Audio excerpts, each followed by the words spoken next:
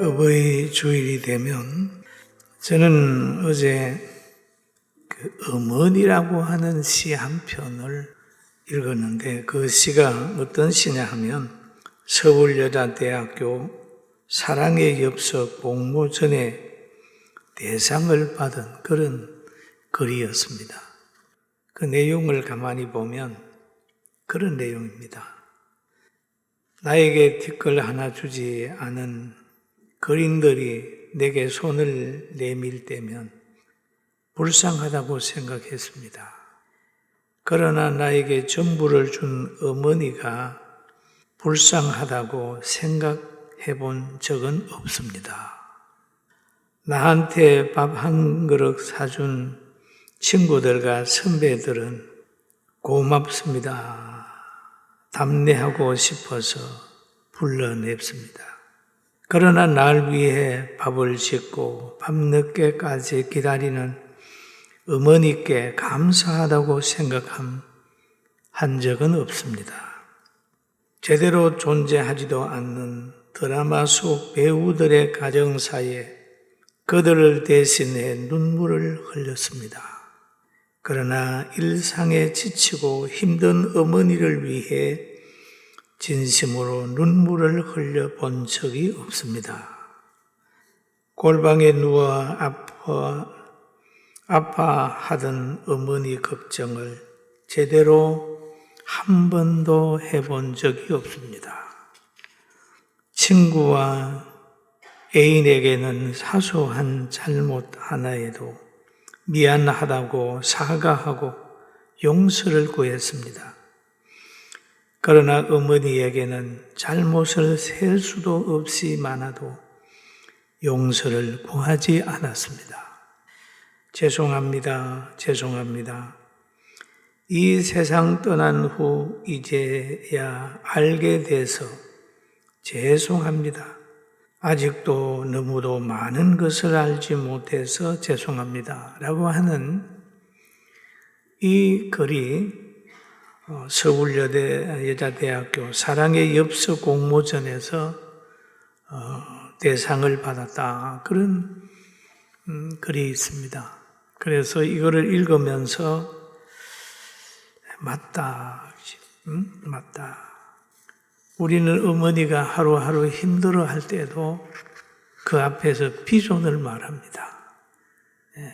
현실을 챙겨주지 못하고 비전을 말해. 그 앞에서 꿈을 말하고 떠날 준비를 하는 부모 앞에서도 자신의 일에 너무 바빠가지고 뒷전입니다. 힘들게 키운 아들 감사 대신에 늘 당연시 여기는 거예요. 부모님이 하는 건 당연한 거고 남이 하는 거는 고맙습니다.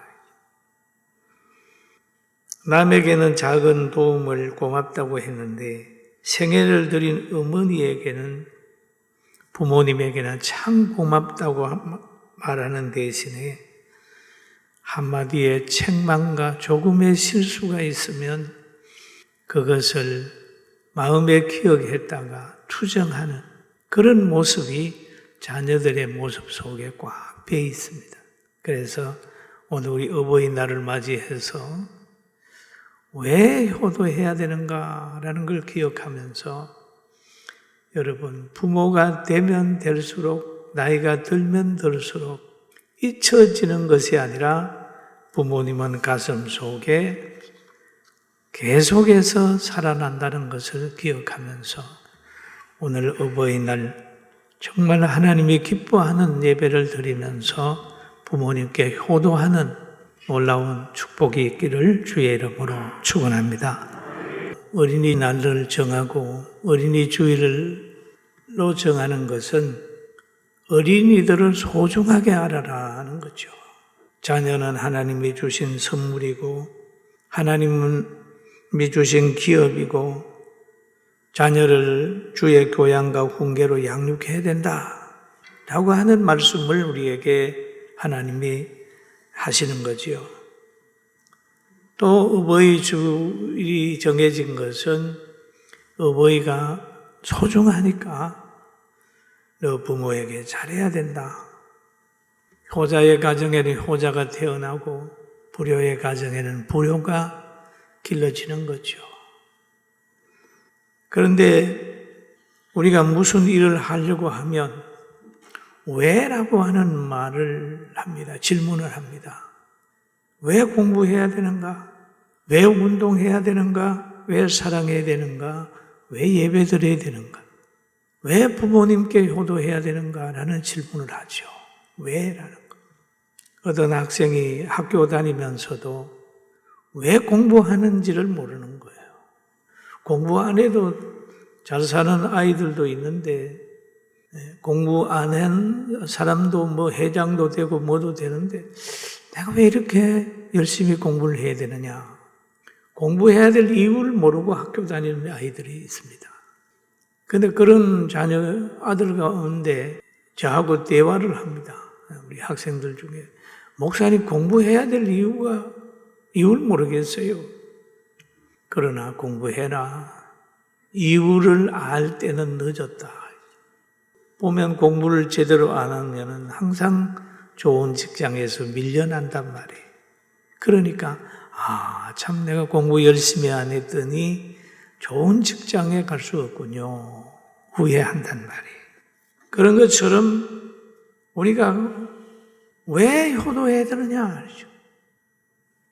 바울 사도는 예수 그리스도를 다메섹 도상에서 만난 후에 그 성경적 세계관을 가졌어요. 그러면서 그가 감옥에서 있으면서 성도들을 향하여 편지를 쭉 씁니다. 그러다가 에베소서 6장에 가서 마지막 결론 부분에 가가지고 강조를 하는 거죠. 자녀들아, 주 안에서 너희 부모에게 순종하라. 이것이 옳으니라.